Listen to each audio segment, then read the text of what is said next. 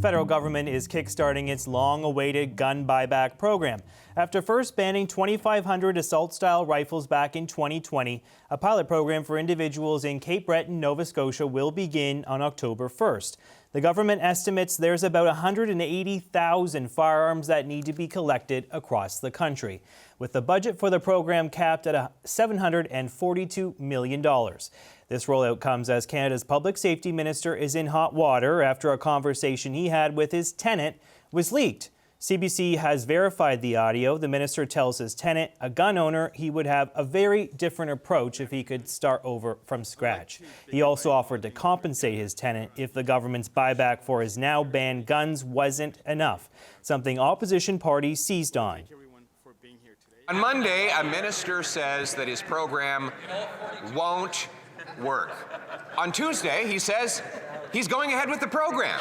Frankly, it was shocking to see the minister responsible for implementing the gun buyback program essentially say that it can't work. When will the Prime Minister fire this minister? Anandasangaree is the Minister of Public Safety, and he joins me now. Hi, Minister. Nice to see you. Thanks for coming in today. Nice to be here, JP. I want to start with that tape conversation that was subsequently leaked to the press. You say in that tape that the municipal police in this country do not have enough resources to enforce this firearms ban that has been in place for some time. Why are you going ahead with a buyback program if the police are not equipped to actually carry out any sort of enforcement of this ban? So let me just contextualize this first of all. So there is a recording that was done on Sunday. It was subsequently leaked to a gun lobby advocate, and in it, a number of things were said. You can understand it was a private conversation between two individuals that have known each other for many years. There are a couple of issues that I want to address at the outset. So first and foremost, there's two things that I said. One was regarding compensation, the other was around bail. It was said in jest. It was said in the context of two individuals having a conversation about a very sensitive issue that I know was important to the individual I was speaking to. Secondly, I said I talked about this issue proactively because we were going to implement the program. The program was coming forward on Tuesday, and on Sunday I was advising someone I knew who was very concerned about firearms, about the program that we're rolling out. I have said that I would have done this differently, and I still stand by it. I think if I were to redo this from the beginning, we could have done this differently.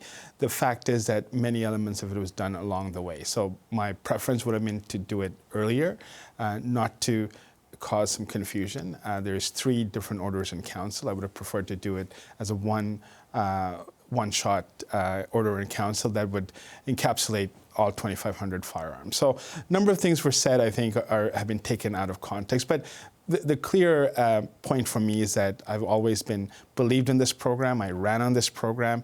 I have, for many years, supported guns off our streets, and this is an important testament to that, the fact that we announced the pilot in Cape Breton today. I appreciate that you're raising this idea that you would start from scratch, because that is what you said on the tape, that you would not necessarily have pursued things as they are unfolding now. And it wasn't necessarily about the timeline that you were talking about. I understand that's your explanation for those remarks now, but you were saying in this conversation with your tenant that if you could redo things from the beginning, you would consider increasing penalties for people who have illegal and, unlicensed firearms, that sort of range of things. So you were actually talking about stiffer criminal sanctions for people who are unlicensed, not necessarily a timeline, as you're now saying today. It is both. What minister should we believe, though, frankly, sir? Because we're hearing you speak quite frankly and honestly, seemingly honestly to your tenant, and then we're hearing a different tune today. Just help our audience understand, what do you genuinely believe? I'm saying the same thing today, JP. So first of all, I do believe that I would have done this differently. Every minister has a different approach.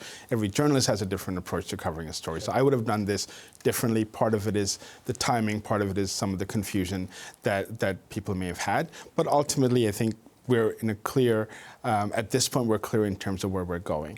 In terms of issues around penalty, so this is one of 4 different things that we're doing. in December, we've invested $1.3 billion at the border, increasing surveillance, increasing capacity, making sure that we have Black Hawk helicopters, we have drone capabilities, and we have a range of new tools for law enforcement at the border to stop things such as fentanyl and guns, and that is something we've already done.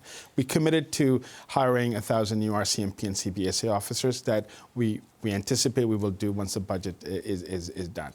And the third element is what Sean Fraser is working on, which is criminal justice reform, which is what I alluded to in on that discussion, which is about making sure that criminal, violent, repeat offenders have stricter bail and also stricter sentences, and that's the type of work that Minister Fraser is doing. So it is a comprehensive approach to guns, not just a one-off buyback alone. It is a combination of all these 4 items that I think will make sure our streets are safer. I want to ask you about that compensation comment that you referenced as well, because when you were speaking with your tenant, you said if he was not satisfied with the amount of money he would get through the buyback program for his firearms, that you would be willing to compensate him personally to kind of make him whole in terms of how much he paid versus how much he's getting from the federal government. You said, in your case, what are your losses? You tell me, I'll compensate you. Was that the right thing to say? No, it was a wrong thing to say. It was a wrong thing to say. It was said in jest. It was said in a private conversation between 2 individuals that know each other. Like, the broader issue here is the compensation that's available to Canadians. It's insufficient for some, I guess, and you're willing to top it up. Well, I think he was making the point it was insufficient. So my point right now is that as we roll this out, we have the numbers that we have come up with per each of the items is based on evidence and based on advice that we receive from experts. So when you buy a brand new car and you turn in a car that's, say 3 years old, you're not going to get the same amount of money for the same car. Similar principle applies here. You mentioned to Quebec, when he's pressing you in the audio, why are you going ahead with this? And you essentially say, well, Quebec's a very different place, and that the electorate there expects this government to deliver on the firearms commitment. Do you genuinely believe in this program, or is this just about satisfying voters in Quebec, as you suggested in your call with the tenant? So, again, relating to Quebec, it is about the number of incidents that have happened, mass casualty incidents that took place in Quebec. Quebec City mosque shooting was several years ago. We were all, I was in politics when that took place. The Dawson attack, assault, and a number of people died there. We saw what an impact it had on Quebecers. And of course, L'École Polytechnique, today Natalie Provost, the Minister of Nature, Secretary of State for Nature, spoke about that and how personally she's been impacted by it. So it is a heightened sense of alert in Quebec over guns. People are very much impacted by what happened to them, what happened to their communities, how ripped apart they felt, and for folks, for example, who survived L'École Polytechnique, this has been a 36-year battle that finally I think has come to fruition. So it is not in the context of politics; it's in the context of this is the expectation, heightened level of expectation in Quebec, but it's by no means just Quebec. We know that the Danforth shooting took place. Look, I've worked with many youths over the years. I've lost, at least 5 or 6 young people to gun violence, and this is something that we're all impacted by. And this program that we are launching today, the pilot, I believe will help get items such as AR-15s off our streets. I want to ask you about firearms and firearm crime, because really when you look at some of the statistics from police, it suggests that most of the guns used in the commission of a crime in this country don't come from legal firearms owners in this country, they come from the United States. I was looking at some of the data, the Toronto Police Service very helpfully supplied some. 90% of the guns that they take off the streets as part of a sweep when it comes to a crime come from the United States. Illegal firearms from the Americans. Why crack down on legal firearms owners who arguably go through very stringent requirements to get a license and then have to follow a bunch of paperwork and regulations and what have you? Why go after them and not pour the $742 million you've allocated for this gun buyback program into beefing up the things that are happening at the border to stop what is really the main source of crime guns in this country? JP, I've outlined the other efforts we're making on firearms, including additional resources at the border, additional RCMP, CBSA officers, the changes we're making to but is it public money well spent? Record. You know, we obviously are in a finite budget situation. You're about to cut across the board some 15% if the Prime Minister gets his way.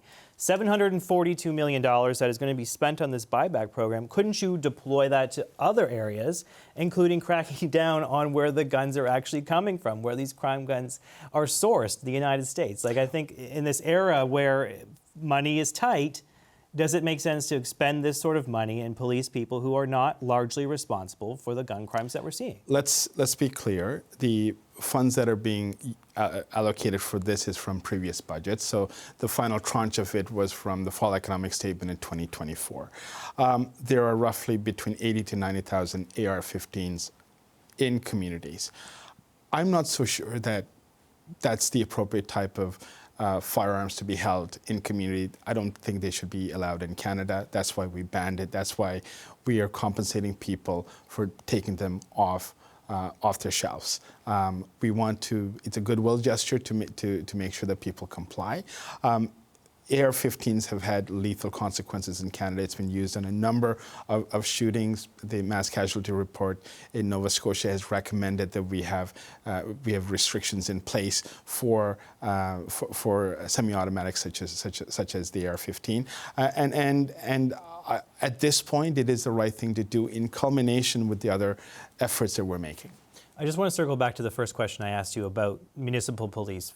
I take your explanation off the top, but you didn't quite answer that question. When you say on that recording that the municipal police in this country don't have the resources to actually follow through on policing these firearms that are now banned, are you confident they'll be able to do the job? Or, as you said, they're not going to have the resources? I know municipal police. I just don't think municipal police services have the resources to do this. Again, if you look at the whole transcript, it is in the context of a scenario that individual presented to me, which would be extreme example, which be perhaps. extreme, high risk in a residential neighborhood, a range of issues where in order to ensure enforcement of that would take enormous resources. What is clear to me, though, is that Canadians are law-abiding.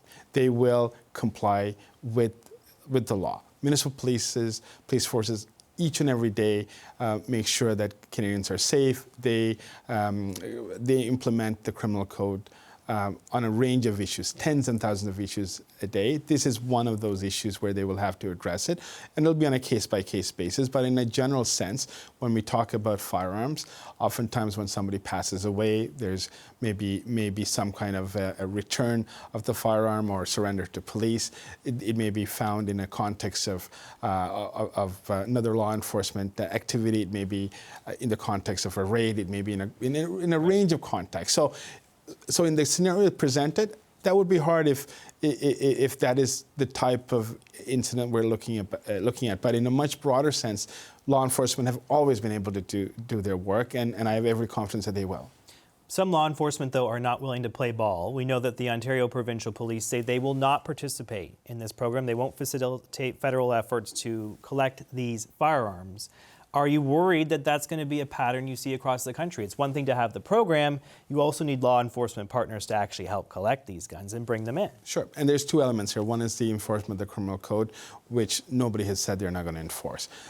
This is part of the actual program itself where they're collecting the firearms. OPP, and I respect their decision. They are not willing to participate.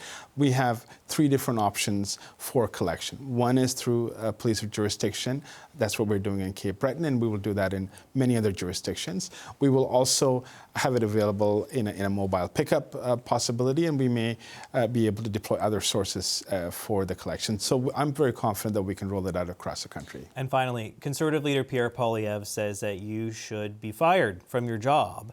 Is it your intention to stay on as the public safety minister, given all that you've been through over the last 48 hours? When we were going to launch this on Tuesday, I knew for many weeks before that this will not be popular in some circles, but it will be very much welcomed by the vast majority of Canadians. This has become a political issue for the Conservative Party. I regret that, and I don't think they should make this a political issue. I also know that there's a pretty large lobby that is supported both in Canada and south of the border that are looking to derail this program, derail the announcement that I made today with my colleagues. And as a result, for example, the audio was leaked. But I'm resolved to do my job. This is what I've been tasked by the Prime Minister. This is the type of support that I've received from my caucus colleagues, as well as many other Canadians. So I'm absolutely resolved to ensure that I implement this program, start with the pilot and expand it across Canada. You're not going anywhere. I'm here. All right, thank you so much. Public Safety Minister Gary Anandasangaree, appreciate you coming on, sir. It means a lot. It's time to bring in the power panel. Supriya Dwivedi was an advisor to former Prime Minister Justin Trudeau. Peter MacKay is a former Conservative cabinet minister. Cheryl Oates was the Director of Communications for former Alberta NDP Premier Rachel Notley. And Emily Nicolas is a columnist for Le Devoir. Hi, guys. Nice to see you all. Thanks for coming in. Supriya, I'll start with you. Tough day for the minister after that conversation was leaked. What do you think of how he's handled it today, and is it worth going ahead with this program after some of the comments he made, essentially saying he doesn't think police can even enforce this ban? Yeah, I mean, look, I got to be honest. When I first heard about this story, I heard about it online before actually reading the reporting on it and then subsequently listening to the audio myself. So I actually think what the minister said was relatively tame and objectively true. Municipal police don't exactly have the resources to be doing a hard enforcement on this. Like, it was just a few months ago that the Toronto police were out here telling people that if you had folks that were trying to steal your car, to leave your keys by the door so that they wouldn't break into your house, right? Like, municipal police forces across the country are incredibly under-resourced. We talk about this all the time. I don't think it's like breaking news for the minister to have pointed that out. And again, he's not saying he doesn't believe in the principle of getting guns off the street. He sounds like a politician that is quite honestly trying to get off of someone's stoop, but is stuck in a conversation that, you know, he's having with a constituent or a tenant, whatever the case was. His comments were secretly recorded. And then portrayed as this gotcha moment, but it was blasted out by the gun lobby in Canada. So it's not exactly that this was done in good faith and it was organic. So on a balance of probabilities, it kind of seems like this whole thing was inorganic and orchestrated. Peter, just because it was released by the gun lobby, does that undermine what was said on the tape? Does that negate some of the comments he made about this program? I mean, he was pretty crystal clear when he was talking to his tenant. He said, if I had to redo this from scratch, I would have a very different approach. And then he was talking about criminal sanctions for people who carry illegal firearms, as opposed to doing a gun buyback program that's going to cost $750 million. Yeah, those were his own words, and I think it's a bit rich to say that, well, if the municipal police can't enforce it, we'll just put this on them anyway. So, I mean, he has made a number of statements in this leaked tape that are pretty hard to walk back or walk around even. That said, the cost of this particular program, and I go back to the 1990s when we had the gun registry that was going to cost $1 million. It ended up costing $2 billion and was rolled back. And the police then, as now, were saying, look, not only is this going to be difficult to enforce, we can't really rely on it, which begs the bigger question here. If we want to help police deal with violent crime, most of the illegal guns, as we know, are coming across the border, then let's do that rather than spending more money on a gun buyback program that isn't really worth it. And there's an underlying political imperative here that the minister also referred to. And he said this was, seen differently in Quebec, and therefore we have to deal with this because of Quebec. That also puts a pretty dark picture of what's going on and what is politically motivated, as opposed to something practical that's going to help the police. Yeah, Cheryl, jump in on that comment in particular. He says, this is a big, big, big deal for many of the people that voted for us in the Quebec electorate, and that's essentially why they're moving ahead. He said, we've backed away from other Trudeau commitments, some of the things that the last Liberal government did, but on this, we don't really have a choice. The Quebecers want this. It does make you a little, perhaps, cynical about the value of the program and how politics operates if that's the top consideration for the government. That is, if you weren't cynical already. But yes, I completely agree.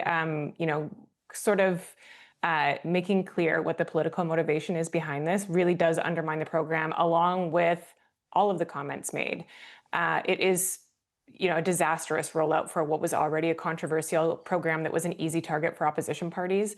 When you have the minister the day before the rollout, like basically saying this program isn't going to work, I'll top you up, whether in humor or not, saying he would have done it differently, and then having that same minister roll out the program and ask the public to have confidence in it, I just don't know that whatever political opportunity they saw in Quebec for rolling this out still exists given the current context.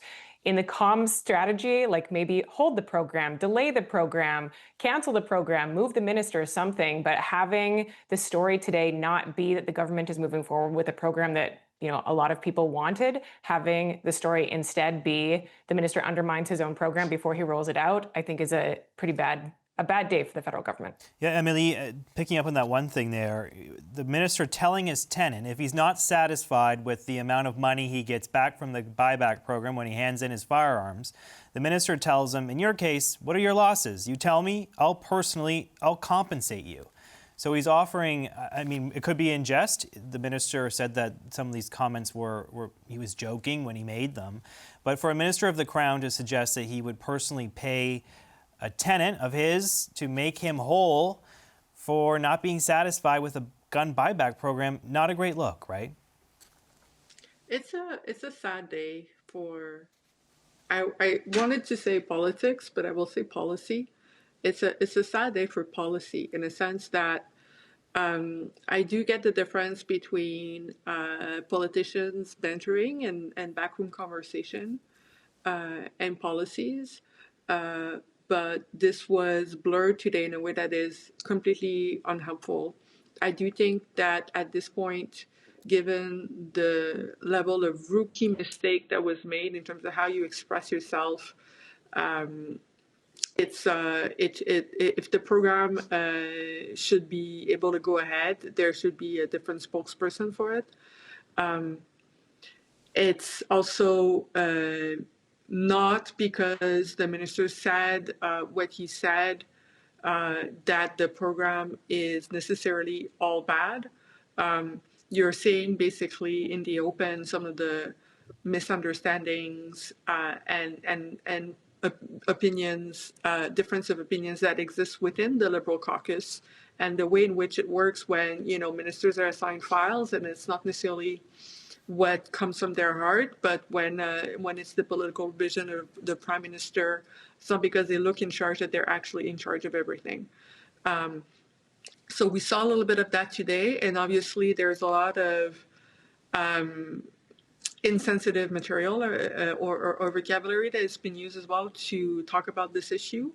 It's not because Quebecers want something that it's necessarily a silly thing to want. And so the ways in which this was described in the tape that we heard also undermines the arguments that were made by the survivors of the Polytechnique massacre and why it's such a political issue and so sensitive to people who are actual survivors or have gone through the trauma of gun violence as well in this country, and why is it that it's important to them. Obviously, that's another line of argument that was also put forward by what was leaked. And so it encourages cynicism. That's what we should stand for. And obviously, there's always better policy solutions that could be found to any problem that is in place. That is certainly not the way to be having those conversations. And also, if the minister had confidence in the person that he was speaking to, that this was not going to be leaked, it's both an issue of the things that you say, but also just how, when you do have people that make tape public that shouldn't be public as well, it just makes every minister of all governments even harder to access in the future. Yeah. And you could have sensitive, well thought of off the record conversation with ministers. It just made harder to access with a day like we're having in politics in Canada right now. Supriya, do you think the minister can keep his job after this? I'll give him credit. He came in here today. He took the hard questions. He also stood on his feet in question period and fielded the questions from the Conservatives. He did not shy away from the controversy today. He kind of took it head on. Do you think he can survive? Yeah, I mean, look, he seemed pretty confident that he was sticking around, right, in his answer to you, JP, right, like a little bit earlier. And I would imagine that if they continued to put him out, and he came on your show today and is answering the tough questions, and he has the full intent to stick around, I think if there is going to be any sort of a mini shuffle or whatever the case may be, if they're going to do it, they should do it sooner rather than later. But the longer that this goes on, right, with him in the role, I think it's clearer that he's going to stick around. Peter, do you think he can survive this? I personally don't think so. I think this story has legs. I think it will drag on for some time. They'll be obviously watching the costs, whether this impacts violent crime. Gun crimes are up 130%, as you may be aware. And there's a lot of rhetoric around this file. Assault-style weapons, for example, that's not an actual thing, as my kids would say. And so those type of issues, I think, are live issues. There's also a big rural-urban divide on this one. And so the minister, I think, is having a very hard time, not only because of today, but he's having a hard time generally articulating the reasoning for this, and that the cost is justified, given that we need more people at the border, we need more police, we need more people at the ports. Those should be priorities. The Prime Minister has really staked his claim on being fiscally prudent. He's asking departments to find cuts to their departments while simultaneously investing in other things, including big projects and including defense. So I think on a project like this, it may, a program like this, it may last a little longer, but I cannot see the minister being the one to carry this. We're going to see more ministers, I suspect, sent off to other places, diplomatic appointments, etc., which will cause for a shuffle, if not before Christmas, early in the new year. And I think, unfortunately, this minister may find himself on the backbench. Cheryl? Yeah, I mean, this minister and everyone else in the cabinet were reminded of a hard lesson they probably should have all already known today, which is that everything you say is always on the record. And you should assume that whatever you say in public or in private, not necessarily will be recorded, but that someone will hold you accountable for your words. And I know, that I respect the minister's strategy of going out and the government strategy of putting him out and just saying, like, I'm going to own it, I'm going to explain it, I'm going to, stand and say how confident I am in this program. But most people, most Canadians are not going to listen to the audio. They're going to look at the coverage, they're going to look at the social media chatter, and they're going to see the comments in print. And, whether it was in jest or in humor, that's not going to come across in print. And so many people are going to make their judgment that way. And I think when it comes to the question of whether the minister can withstand that, the next few days in terms of how this story rolls out and how many more days of coverage it gets and how salient it is in the population, I think that will decide the minister's fate. And the government will have another opportunity to look at him and look at the program as they make their way through the pilot. But I obviously today they've decided they're going to stand firm. But nobody wants this story. If you're in the government, nobody wants this story to continue. So I think they'll have to evaluate it on a day-by-day basis. Emily, last word to you. There's a lot of Trudeau-era policies that Mark Carney is either rolling back or repositioning or deprioritizing. I think if Mark Carney is deprioritizing gun control, he might want to have a lame duck minister on this file and then use that as an excuse to move policy. If he actually believes that this is an important program, he might want to change gear and actually, as a prime minister, say himself, and not just send his minister, but say himself, that he thinks this is a priority for his government and why.